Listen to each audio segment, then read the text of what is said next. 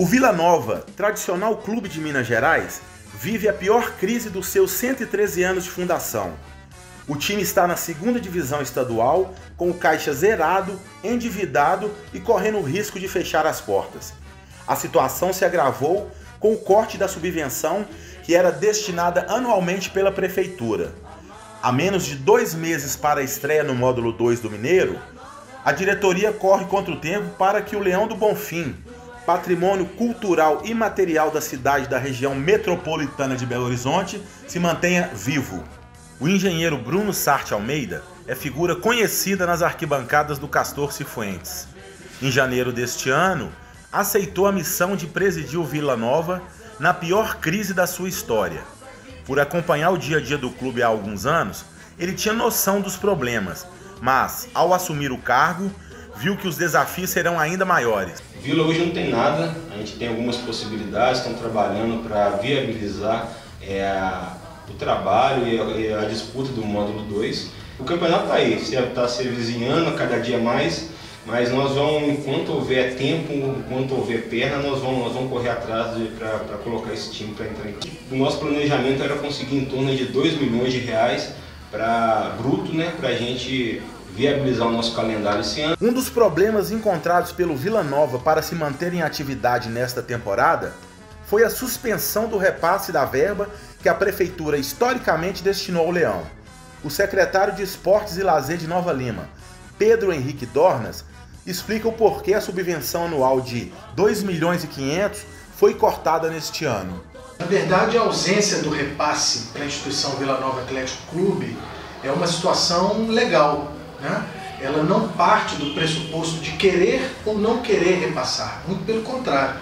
O município ele tem um interesse, ele acha que o Vila Nova é uma instituição importante e em que pese essa importância do Vila Nova, devem ser cumpridos requisitos legais que são estabelecidos por uma lei específica que fala com muita clareza quais são as documentações necessárias para que esse repasse possa ser realizado de uma maneira legal.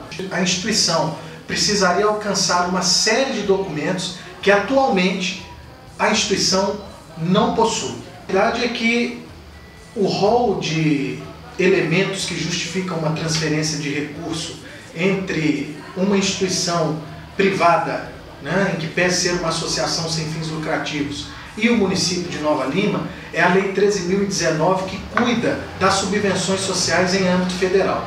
Essa lei ela exige, por exemplo, que os clubes tenham uma série de certidões negativas de débitos das várias ordens, né? Federal, estadual, trabalhista, de INSS, além de não ter débitos com prestação de contas anteriores.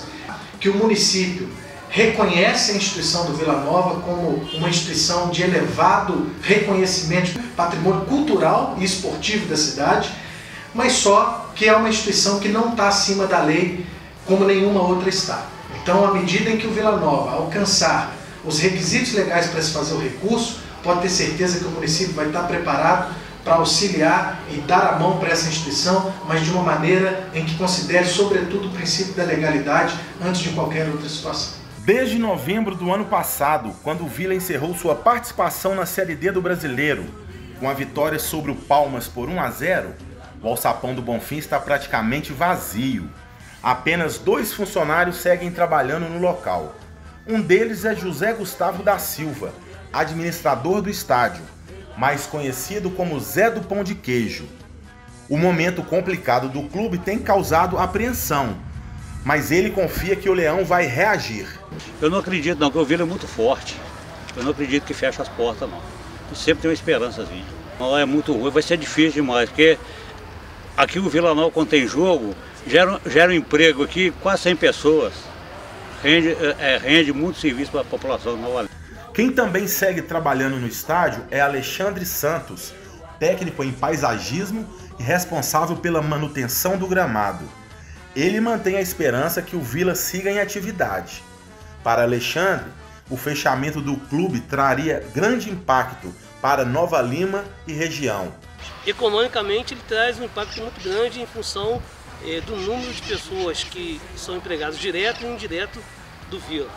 E na parte histórica, na parte em que o Vila tem a história dentro da cidade, trará uma tristeza muito grande para o município, principalmente aqueles que são torcedores ativos, aqueles que gostam do Vila, que têm pelo Vila um carinho muito grande. O torcedor João Otávio Souza Silva tem apenas 20 anos, mas demonstra maturidade ao analisar o momento do Vila Nova. O jovem é estudante de Direito e membro do Conselho Deliberativo do clube. Na sua avaliação, a situação é crítica e atribui às gestões passadas a atual crise. Olha, eu acho que hoje, na atual conjuntura, a gente tem um sentimento de angústia, né?